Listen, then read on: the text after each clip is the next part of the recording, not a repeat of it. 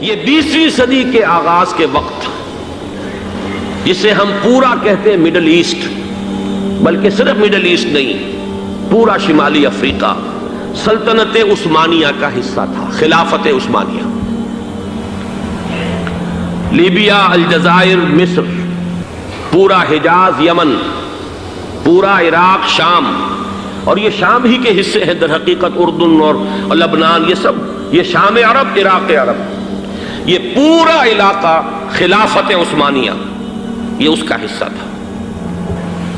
پہلی جنگ عظیم میں انگریزوں نے عربوں کو بغاوت پر آمادہ کیا، غداری پر آمادہ کیا، انہوں نے خلافت عثمانیہ کے خلاف بغاوت کی،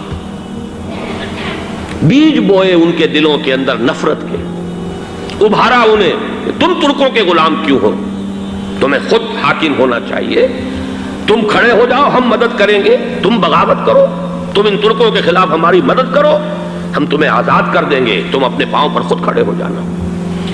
یہ بہت ہی ہمارے لیے دردناک المیہ ہے اس پہلی جنگ عظیم کا۔ کرنل لارنس جیسا شخص، برطانوی استعمار، اور اس کے نتیجے میں عربوں نے بغاوت کی۔ اور اس قدر دردناک بات آپ کو بتا رہا ہوں، میں پہلی مرتبہ جب سن 62 میں حج کے لیے گیا مدینہ منورہ میں، ابھی وہ ریل کے انجن کھڑے ہوئے تھے۔ یہ ترکی کے زمانے میں، سلطنت عثمانیہ کے زمانے میں بغداد سے مدینے تک ریلوے لائن تھی۔ یہ پورا ایک عالم سلطنت عثمانیہ، صرف سلطنت نہیں، خلافت عثمانیہ، پوری ٹرینیں جو ہے ترکوں کی اڑائی گئی، ہزاروں ترکوں کو شہید کیا گیا، یہاں تک کہ صحن حرم میں شہید کیے گئے سینکڑوں ترک۔ یہ جرم تھوڑے نہیں ہے، معمولی نہیں ہے۔ آج جس کی سزا مل رہی ہے،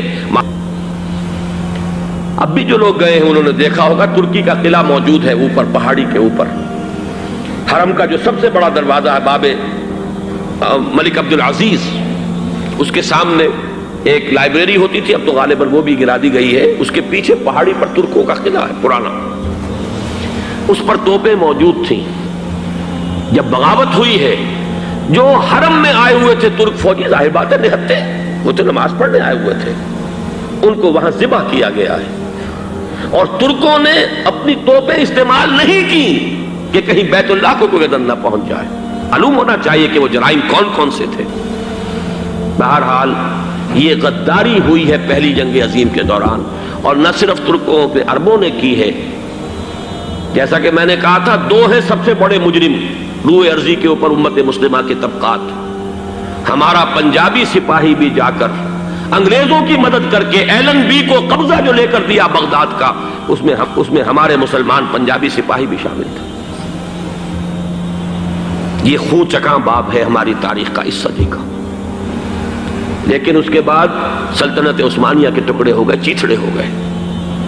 ایک انگریز نے لکھا ہے یہ جملہ، زہر میں بجھا ہوا جملہ، کہ تاریخ میں یہ بات ثبت ہو جائے گی کہ ایک انگریز نے اس سلطنت کے ٹکڑے کر دیے کہ جو عمر فاروق نے قائم کی تھی رضی اللہ تعالیٰ عنہ۔ یہ پورا عالم، یہ تمام علاقہ کس نے فتح کیا تھا؟ یہ بات ہاتھ بدل گئے تھے، پھر ترک آ گئے، خلافت عثمانیوں کے پاس چلی گئی، لیکن یہ سلطنت تو حضرت عمر رضی اللہ تعالیٰ عنہ کے زمانے سے چلی آ رہی تھی۔ اس کو ایک انگریز کرنل نے، اور اس نے بغاوت پہ آمادہ کر کے عربوں کو اور ترکوں کے پیٹھ میں چھرا ڈھپوا کر ان کے ذریعے سے اور ٹکڑے کر دیے۔ لیکن جب جنگ ختم ہوئی، اب انہوں نے کہا کہ اب ہمیں آزادی دیجئے، تو اب انہیں معلوم ہوا کہ غداروں کو دنیا میں کیا ملتا ہے۔ ٹکڑے کر دیے گئے۔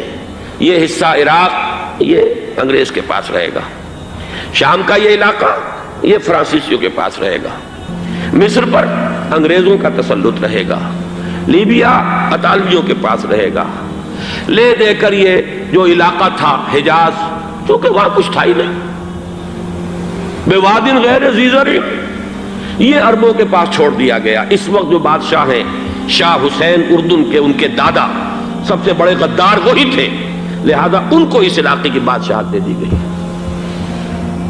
اس کے بعد نجد سے ایک تحریک اٹھی ہے، وہ سعودی جو خاندان ہے وہ نجد سے اٹھا ہے۔ نجد میں اس وقت کچھ بھی نہیں تھا، وہ تو صرف ریت کے تودے تھے اور کچھ بھی نہیں، لہذا ادھر کسی استعماری قوت کو دیکھنے کی ضرورت ہی نہیں تھی۔ وہ تو بعد میں تیل برآمد ہوا، اس کی حیثیت ہو گئی، اور یہ امارات کا علاقہ جو ہے اس کی دنیا میں اب گویا کہ یوں سمجھیے کہ جو سب سے زیادہ اہم علاقے ہو سکتے ہیں روئے ارضی کے نقشے پر، ان میں سے ایک وہ ہو گیا. لیکن یہ اس وقت کی بات میں کر رہا ہوں، کوئی حیثیت نہیں تھی، لہذا اس کو چھوڑ دیا گیا. یہ ہے تاریخی پس منظر، یہ لکیریں جو کھینچی گئی ہیں. یہ ایک ملت اسلامیہ کو جو قومیتوں میں تقسیم کیا گیا، پھر نعرے لگوائے گئے المصر للمصریین الشام للشامیین. اب شامی ایک علیحدہ قوم ہو چکے ہیں، مصری ایک علیحدہ قوم ہو چکے ہیں، عراقی ایک علیحدہ قوم ہو چکے ہیں. یہ ساری تقسیمیں استعمار کی پیدا کرنا ہے، اس کا کوئی تعلق اسلام کے ساتھ نہیں.